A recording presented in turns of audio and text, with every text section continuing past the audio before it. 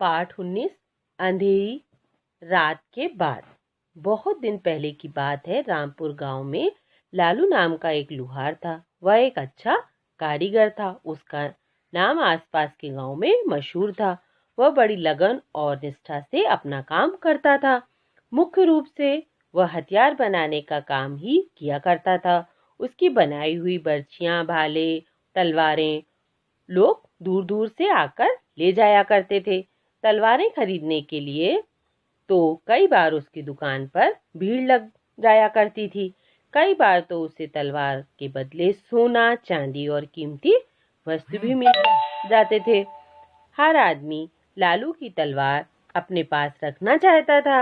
यही कारण था कि लालू की दुकान खूब चलती थी। उसे रात दिन काम करना पड़ता था।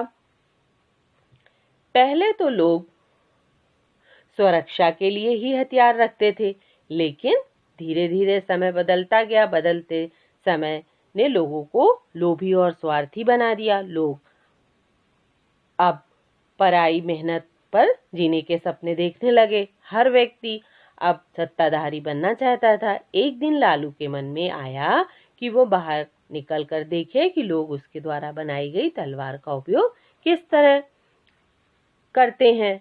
वेश बदलकर लालू एक दिन सुबह सुबह घर से निकल पड़ा। गली में बच्चे खेल रहे थे। खेलते खेलते दो बालक आपस में लड़ पड़े। शोर सुनकर लोग जमा होने लगे। लालू ने देखा कि उन बच्चों की माँ बाप भी आ गए और उनके हाथों में उसी की बनाई हुई तलवारें थीं। बच्चों की लड़ाई में तलवारें चमकने लगी। लालू यह देख दंग रह गया। वहां से आगे बढ़ गया। अभी वह पनघट तक ही पहुंचा था कि उसने देखा कि जल्दी जल्दी पानी भरने के कारण दो स्त्रियों में लड़ाई छिड़ गई। बातों की लड़ाई हाथापाई तक आ पहुंची। और उसके बाद क्या देखता है कि उन स्त्रियों के पति अपने अपने हाथों में तलवारें लेकर निकल पड़े हैं। ये दारुण दृश्य लालू से देखा नहीं गया और वह आगे बढ़ गया।